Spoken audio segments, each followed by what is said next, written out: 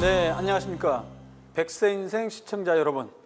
오늘은 건강기능식품 바로 알기 마지막 편 유산균, 루테인, 지아잔틴, 노니에 대해서 알아보도록 하겠습니다.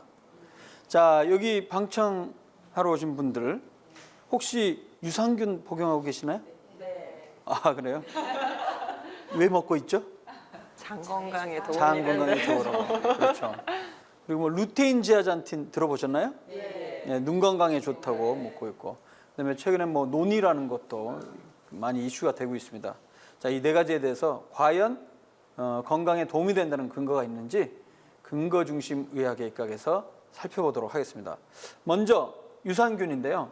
유산균은 영어로 프로바이오틱스라고 합니다.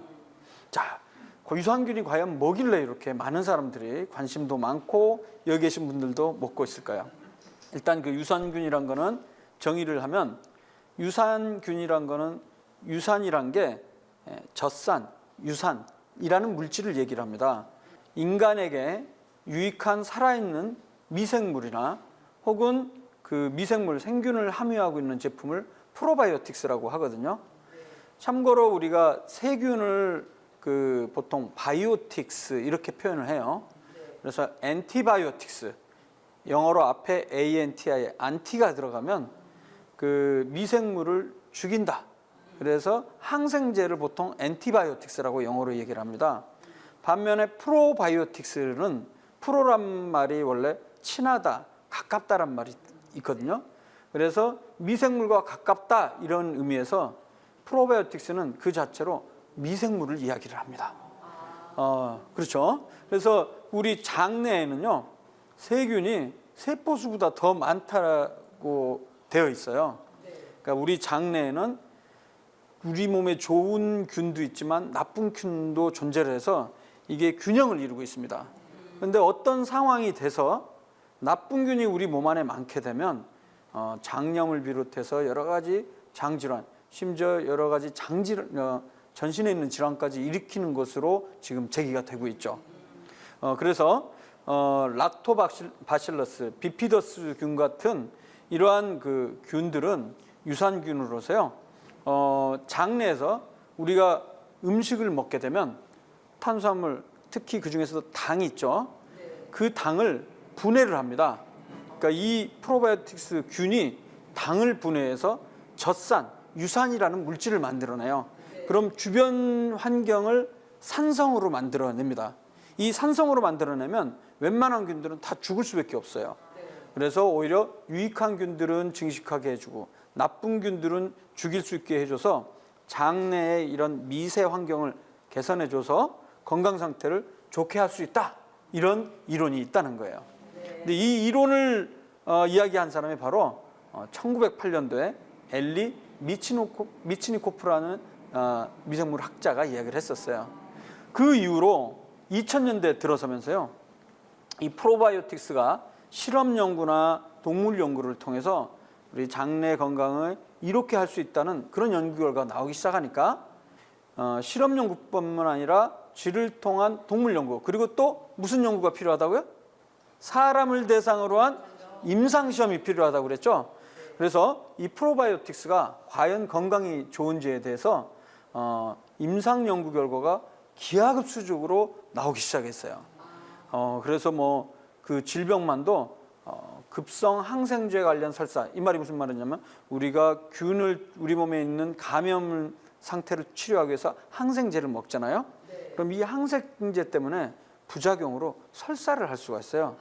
이런 경우에 프로바이오틱스, 즉 유산균 제품을 먹어주게 되면 이 설사가 멎을 수 있다. 이런 이론들이 제기가 됐거든요. 그것뿐만 아니라 그 궤양성 대장염 혹은 크론병이라는 독특한 염증성 장질환, 그리고 과민성 대장증후군과 같은 위장관계 질환에 도움이 된다는 연구가 많이 나오기 시작했습니다. 그뿐만 아니라요, 우리 위에 위궤양과 그다음에 십이지장궤양, 위암의 원인이 되는 균이 있죠. 무슨 균입니까? 헬리코박터 파일로리균. 그리고 심지어 호흡기 감염, 우울증, 습진이나 알러지와 같은 피부염, 정말 별의별 병에 도움이 된다는 연구들이 계속해서 나오기 시작을 했어요. 그렇기 때문에 이 유산균이 인기를 얻게 됐고 또 이전에 건강기능식품으로서 심사를 받고 승인을 받고 지금까지 지금 많은 사람들이 먹고 있어요. 그래서 실제 가장 최근에 제가 의학 데이터베이스에서 이 프로바이오틱스, 유산균이라는 단어를 집어넣어갖고 논문을 검색해 보니까 전 세계적으로 임상시험만도 2,700여 건 이상이나 어마어마하게 많이 발표가 됐고요. 또 이를 종합한 연구 방법, 그걸 무슨 분석이라고 하죠? 메타 분석. 우리 기억하시죠? 네, 아나운서님은 지금까지 계속 제가 메타 분석 얘기를 했기 때문에 잘 기억을 하실 거예요. 이것만도 700여 건이 있습니다. 그래서 그 주요 연구 결과를 한번 좀 말씀드리면, 일단 먼저 헬리코박터균 치료 효과는 어떤가?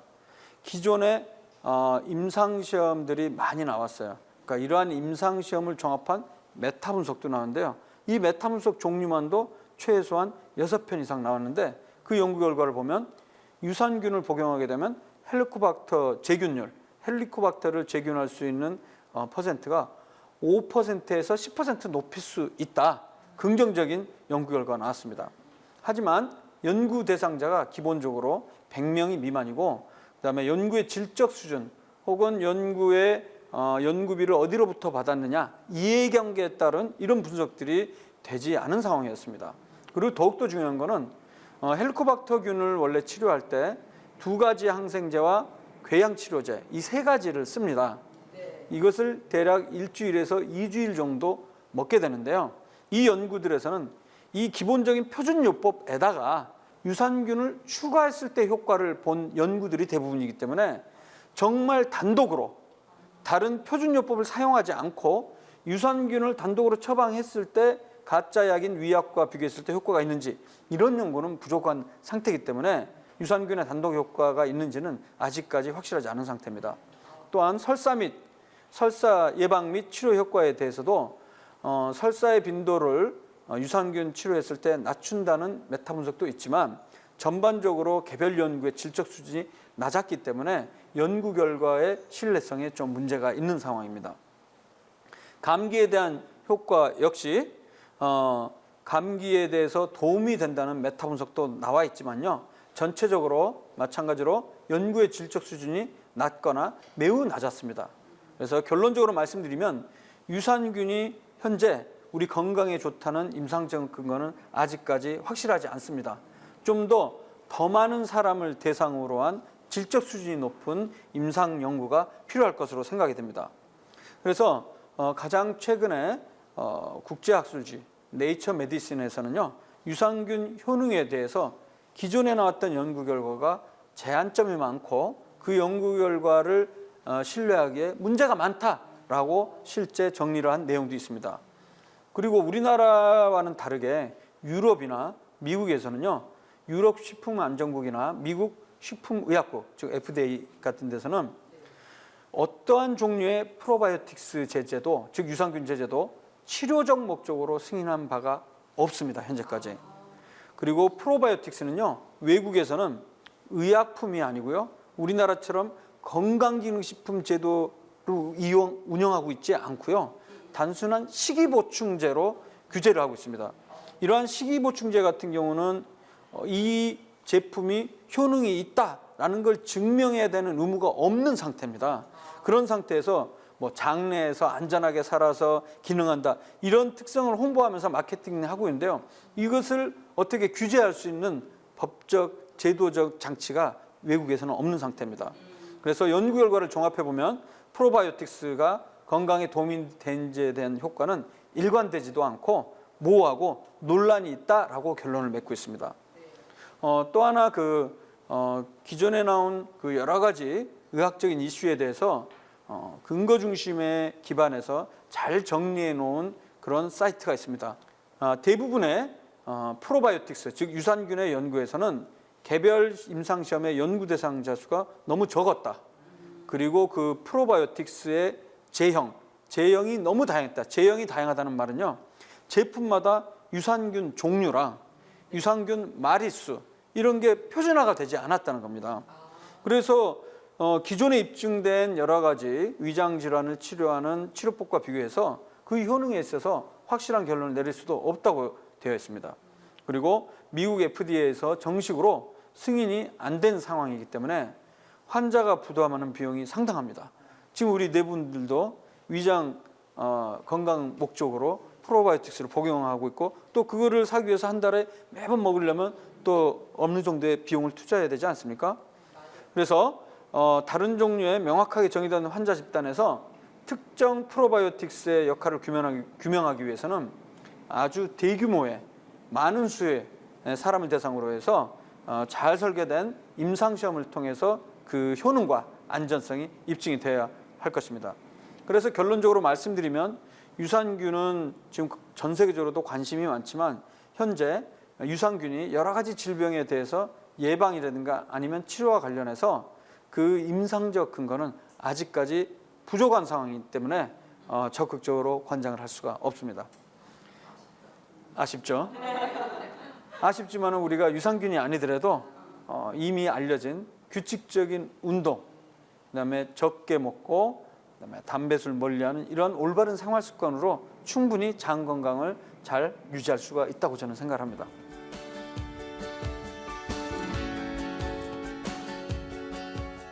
자, 그다음에 두 번째 이야기입니다. 눈 건강에 대해서 효과가 있다고 알려진 루테인인데요. 과연 임상적 근거 있나? 자, 루테인. 루테인이란 말은요, 라틴어로 루테우스라는 말은 노란색이란 뜻입니다.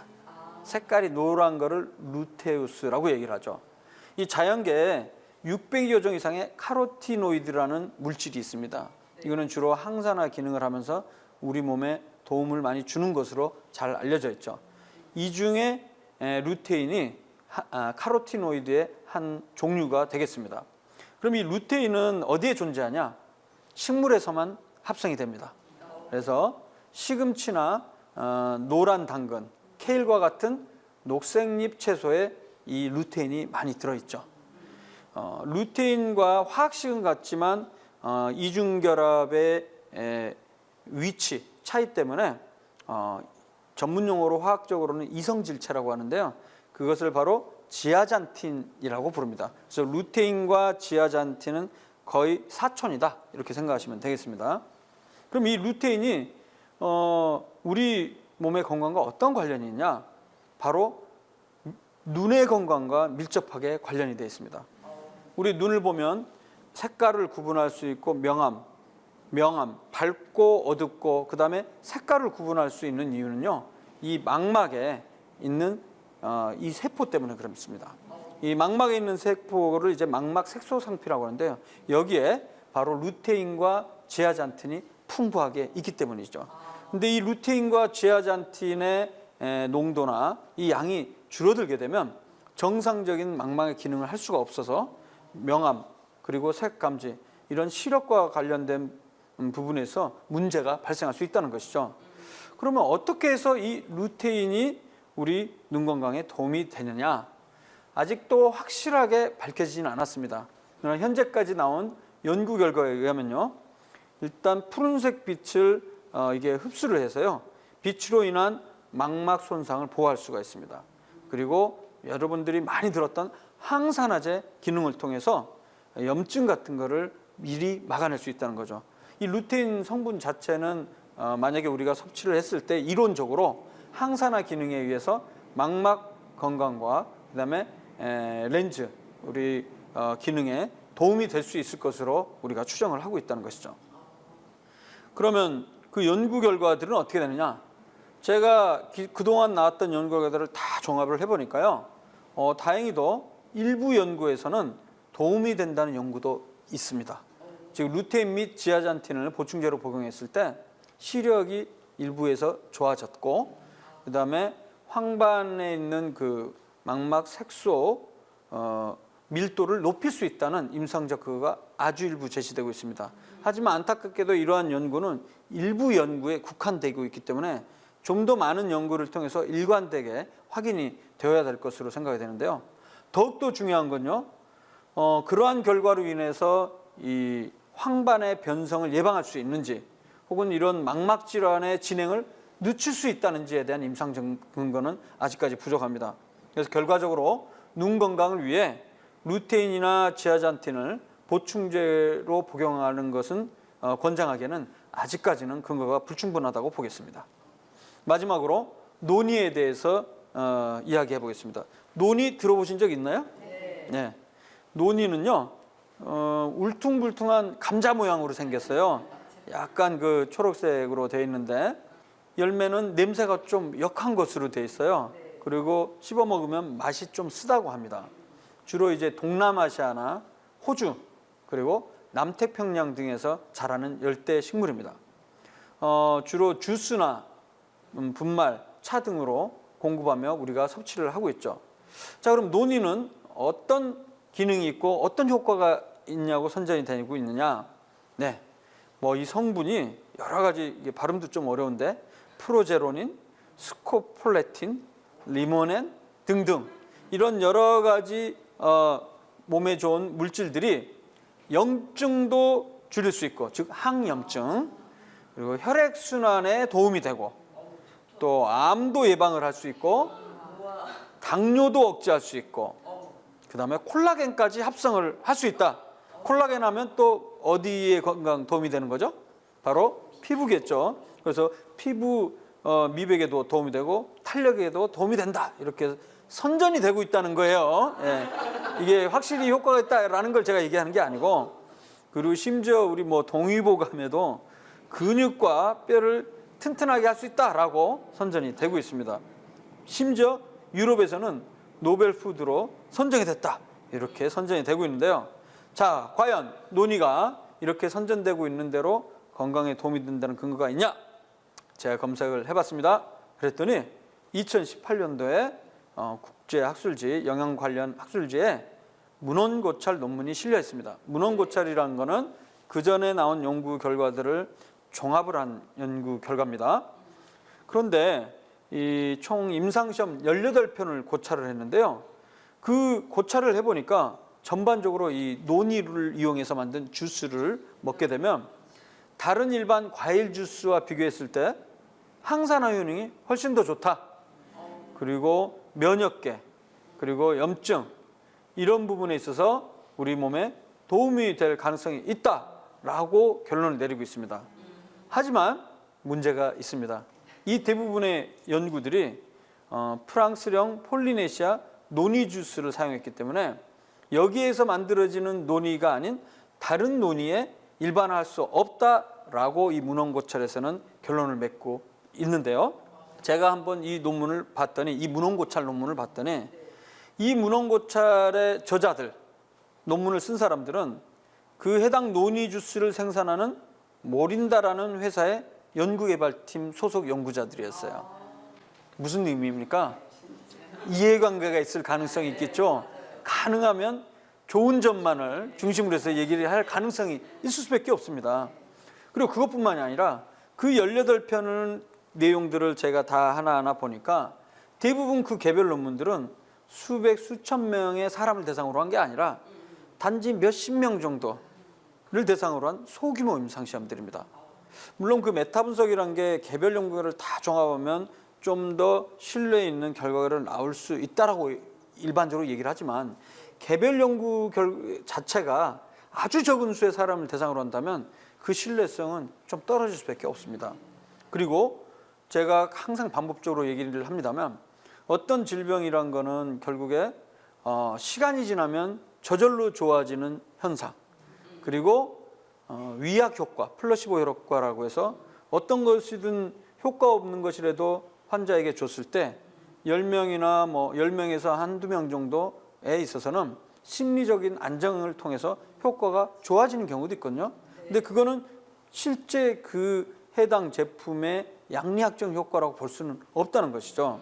그렇기 때문에 항상 임상시험을 할 때는 비교 임상시험이라는 걸 하게 됩니다. 그래서 100명을 대상으로 한다면 50명씩 나눠서 한쪽에는 가짜약, 즉 위약을 투여하고 한쪽에는 진짜 약을 투여하는 거죠. 만약에 노니 주스를 갖고 효과를 본다고 치면 50명한테는 일반 그 주스, 그리고 50명한테는 노니 주스를 겉으로 봐서는 어떤 게 노니 주스고 일반 주스인지 알아볼 수 없게 위약을 사용해야 되는데 대부분의 반 정도의 연구에서는 위약 대조가 없었어요. 그렇기 때문에 그 연구 결과를 종합한다고 했을 때는 그 신뢰성이 떨어질 수밖에 없습니다. 그리고 가장 중요한 것은 그 개별 연구 결과의 이해관계, 즉 해당 논의 혹은 논의 주스의 생산 회사로부터 연구비를 지원받았는지 안 받았는지에 따라서 따로 연구가 필요한데 그런 부분들이 평가가 되지 않았다는 것이죠. 결론적으로 이해관계가 없는 질적 수준이 높은 대규모 비교 임상시험이 필요한 상황에서 현재로서는 논의가 효과가 있다는 근거는 부족하다고 보겠습니다. 그래서 오늘까지 총 4회, 5회에 걸쳐서 건강기능식품에 대해서 알아봤는데요. 비타민, 항산화 보충제, 글루코사민, 오메가3, 칼슘, 그리고 유산균 등 대부분의 건강기능식품은 안타깝게도 기존에 나온 현재까지 나온 임상시험을 모두 종합한 메타 분석 그리고 종합적인 고찰을 해봤을 때 우리 건강에 도움이 된다는 임상적 근거는 여전히 너무나도 부족한 상황입니다. 그렇기 때문에 근거가 불충분한 건강기능식품에 시간과 비용을 낭비하지 마시고 올바른 생활 습관을 통해서 건강을 유지하시기 바랍니다. 이것으로 오늘 강의를 마치겠습니다. 감사합니다. 네, 교수님 귀한 강연 잘 들었습니다. 여러 가지 건강기능식품들에 대해서 짚어주셨는데 네. 이쯤에서 그러면 좀 궁금해지는 게 네. 교수님께서는 이제 건강을 챙기기 위해서 드시는 건강기능식품이 혹시 있으신지 이게 궁금하거든요. 이게 참 의문인가요? 네, 뭐 좀 우문에 가까운 것 같습니다. 의문이 드네요. 왜 그 질문했는지.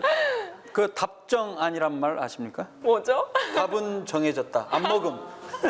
그럼 교수님 어떻게 챙기시나요, 건강을? 그러니까 건강기능식품이 과연 진짜로 건강에 도움이 된다면 저도 챙겨 먹겠죠. 네. 그런데 이런 연구를 제가 한 15년 이상 하면서 건강기능식품이 도움이 안 된다는 것을 안 상황에서는 건강기능식품을 절대 먹지 않습니다. 심지어 우리 가족에게도 절대 먹지 말라고 그러죠. 근데 가끔 가다 보면 어디선가 모르게 집에 들어와 있더라고요. 절대 그 먹지 말라고 좀 얘기를 하죠. 대신에 말씀드렸던 대로 특별히 건강을 위해서 노력할 필요 없어요. 그냥 골고루 여러 가지 음식을 먹고 표준 체중을 유지하려고 노력을 하고 규칙적인 운동을 하는 거. 그게 가장 좋은 방법이죠. 알겠습니다. 워낙 근거를 중심으로 해서 잘 짚어주셨기 때문에 다음 주 강연도 기대가 되는데요. 네. 교수님 다음 주 주제는 뭘까요? 네, 제가 어디에서 근무하고 있죠? 국립암센터죠. 네, 그렇습니다. 그래서 또 제 또 전문 분야 중에 하나인 암, 특히 암 예방과 조기 검진이라는 주제로 앞으로 2주에 걸쳐서 이야기를 할 건데요. 네. 다음 주는 그 첫 번째 시간으로 암이란 무엇인가에 대해서 말씀드리겠습니다. 알겠습니다. 다음 주 강연도 기대하고 있겠습니다. 함께해 주신 백세인생 가족 여러분 고맙습니다. 오늘도 주님 안에서 승리하는 하루, 건강한 하루 보내시고요. 저는 다음 이 시간에 다시 찾아오겠습니다. 건강한 백세인생을 위하여! 이 프로그램은 여러분의 미디어 선교 후원으로 제작되었습니다. 선교는 사명, 후원은 동역. 당신도 복음을 전할 수 있습니다. 선교 후원 02-6333-1003번